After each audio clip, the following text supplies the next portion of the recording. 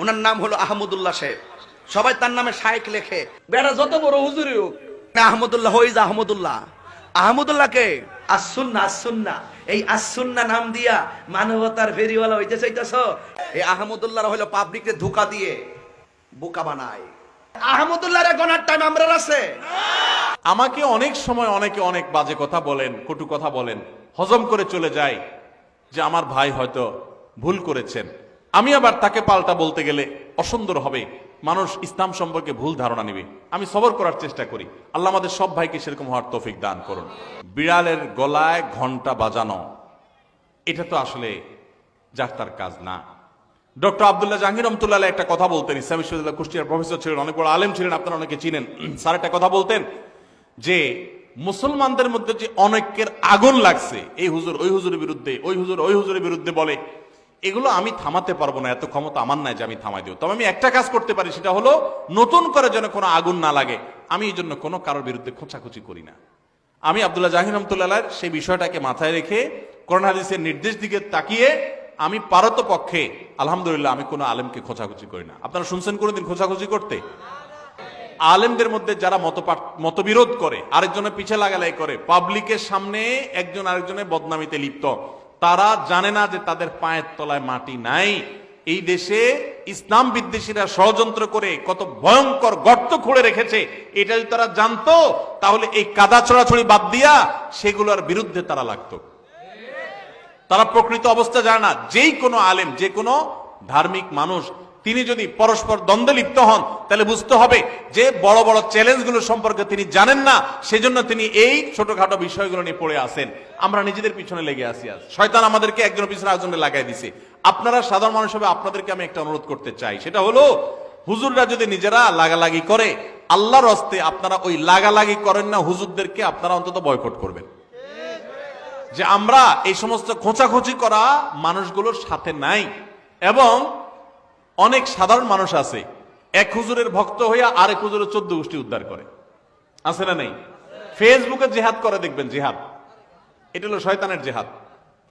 যে এক হুজুরের পক্ষ হইয়া আরেক হুজুরের বিরুদ্ধে লেখা গালিগালাজ করতেছে। আপনার কে শিখাইছে? আপনার কোন হুজুর যদি আপনাকে শিখায় আরেক হুজুরের বিরুদ্ধে গালিগালাজ করো, ষড়যন্ত্র করো, তো মনে রাখবেন ওই হুজুর থেকে ইসলাম শিক্ষাই আপনার জায়েজ নাই। আপনি দিন শিখবেন সেই মানুষের কাছ থেকে যে মানুষটা অন্য মানুষকে ভালোবাসতে শিখায়। কারো ভুল হতে পারে, সুন্দরভাবে পারলে বুঝান, নাহলে চুপ থাকেন। নবী সাল্লাল্লাহু আলাইহি ওয়াসাল্লাম পরিষ্কারভাবে বলেছেন যে যে ব্যক্তি আল্লাহ এবং আখিরাতের প্রতি ঈমান আনে, ফালিয়াকুল খায়রান আও লিয়াসমুত, সে হয় ভালো কিছু বলবে আর নাহলে চুপ থাকবে, মুখ দিয়ে খারাপ কিছু বলবেন না। আমার অবাক লাগে, অনেক হিন্দুদের আইডিতে অনেক আমাদের ছেলেফেলেরা, মুসলমানের ছেলেফেলেরা দেখা যায় কমেন্ট করে সেখানে তাকে গালিগালাজ করে, মালাউন, এটা সেটা নানান খারাপ কথা বলে। আমাদের সাহাবীদেরকে আপনি দেখাতে পারবেন যে তারা কোনো অমুসলিমকে গালিগালাজ করতেন? অন্য ধর্মের মানুষের প্রতি সুন্দর আচরণ করবে, সে ইসলামের সৌন্দর্য বুঝতে পারবে। আল্লাহ তাআলা আমাদেরকে হেদায়েত দান করুন। তাহলে পারস্পরিক কাদা ছোড়াছড়িতে আমরা নাই, কি বলেন? আমরা নাই, আমরা কখনো করব না। এতে যা হয় হোক, দলাদলিতে আমরা নাই। আব্দুল্লাহ জাহাঙ্গীর রহমতুল্লাহ একটা সুন্দর কথা বলতেন। স্যার বলতেন, শুনেন, আমরা হুজুররা গন্ডগোল করব, এগুলো আমাদের স্বার্থের ব্যাপার। আপনি অযথা আমাদের পিছনে আইসা আমাদের স্বার্থ উদ্ধারের আপনি উসিলা হলেন, মাধ্যম হলেন, আপনার কি লাভ হলো? আপনার আমলটা কেন বরবাদ করলেন আপনি আমার জন্য, আরেকজনকে গালিগালাজ করে? এই জন্য কোন হুজুরের ভক্তি করতে গিয়া আরেক হুজুরের শত্রু হতে যাবেন, আরেক হুজুরের গালিগালাজ করতে যাবেন। এবং মুসলমানদের পরস্পর একদল আরেক দলের গোষ্ঠী উদ্ধার করলেন, এটা উনি একপন্থী উনি আরেকপন্থী, ভাই আপনারটা আপনি প্রচার করেন, আরেকজনকে গালিগালাজ করবেন না। যিনি মাজারে শুয়ে আছেন, যার কবর আর কি, ওই মাজার বানাইছেন যার কবরকে, উনি যদি আল্লাহর ওলি নেককার কোনো মানুষও হয়, এই টাকাগুলো কি ওনার কবরে ঢুকে? তা আল্লাহর ওলিকে তো দিতে পারতেছেন না। বরং ওই লোকটা যদি আল্লাহর ওলি, আল্লাহর নেককার কোনো বান্দা হয়ে থাকে, এই টাকা এখানে না দিয়া ওনার পরিবারের কোনো সদস্য বাঁচা থাকলে তাদেরকে কিছু কিনে দিলে সেটা বরং সওয়াব হবে। ঠিক না ভাই? ঠিক। মনে রাখবেন, আমরা বাংলাদেশে মানুষ, হিন্দু ভাইদের সাথে আমাদের উঠা বসা অনেক বেশি। আমরা তাদের মধ্যে যে সমস্ত কালচার দেখি, এগুলো দেখে দেখে আমাদের মধ্যে চলে আসছে। এটার তো সেরকম একটা বিষয়। মাজার তো দানের কোনো জায়গা না ভাই। আপনারা মদিনায় গেছেন না?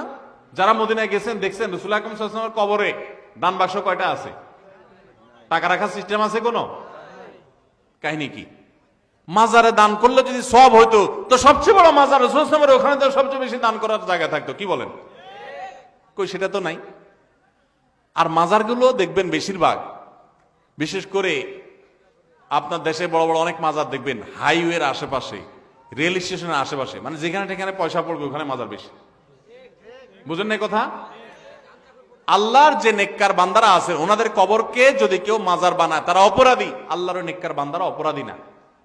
অনেক নবী রাসূলের কবরকে মানুষ এরকম মাজার বানায় শিরকে লিপ্ত, তারা অপরাধী, ওই নবী রাসূলের কোনো দোষ নাই। খবরদার, আমি ওই কবরের সাহিত্য নেককার কোনো মানুষ থাকলে তার সমালোচনা করতে পারবো না। আল্লাহ তাদের প্রতি রহম করো। ভাইরা আমার, টাকা দিবেন গরিব দুঃখীরে, টাকা দিবেন মসজিদে, মাদ্রাসায়, হ্যাঁ ভালো কাজে। আপনি মাজারে টাকা দিচ্ছেন কেন? অনেক মাজারে টাকা দিলে ওই টাকা দিয়া গাঞ্জটিরা গাঞ্জা কিনা খায়। গরিব মানুষ খানা পাচ্ছে না, আপনার গাঞ্জাখোরদের টাকা জোগাড় করতেছেন। সওয়াব তো দূরের কথা, উল্টা গুরুজ পাবেন।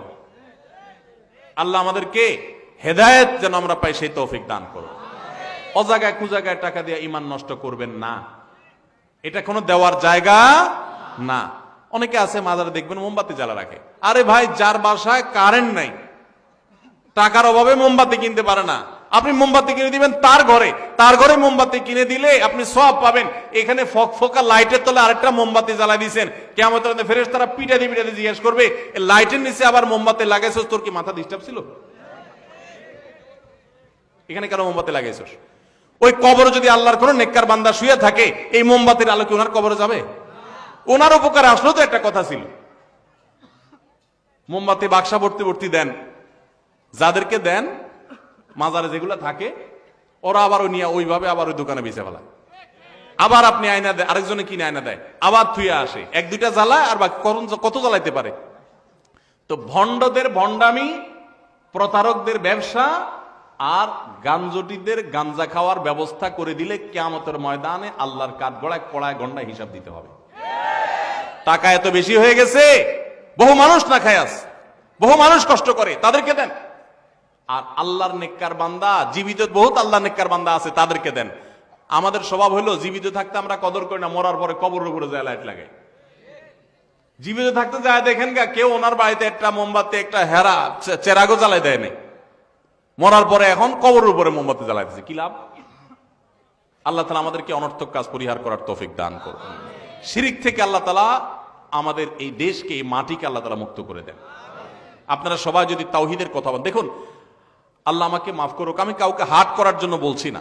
যদি আমার কথায় তারা কেউ হার্ট হয়ে থাকেন তো আল্লাহ আমাকে মাফ করুন, আমার সেটা উদ্দেশ্য না। আমাদের যে সমস্ত ভাইয়েরা শিরকে লিপ্ত, আমরা ওনাদের প্রতি মায়া করি, আমাদের খারাপ লাগে, আমাদের ভাইয়েরা ভুল করছেন, আমরা তাদেরকে শত্রু মনে করি না, তারা আমাদের প্রতিপক্ষ না, তারা আমাদের ভাই, ভুল করছেন। আল্লাহ তাআলা আমাদের ভাইদেরকে হেদায়েত দান করুন, আমাদের সবাইকে তাওহীদে আসার তৌফিক দান করুন। আপনারা তাওহীদের কথা বেশি বেশি বলবেন, সুন্নতের কথা বেশি বেশি বলবেন, নবী সাল্লাল্লাহু আলাইহি ওয়াসাল্লামের হাদিসের কথা বেশি বেশি বলবেন, তাহলে দেখবেন বেদাত শিরক এমনি দূর হয়ে গেছে। চেষ্টা করবেন না ইনশাআল্লাহ?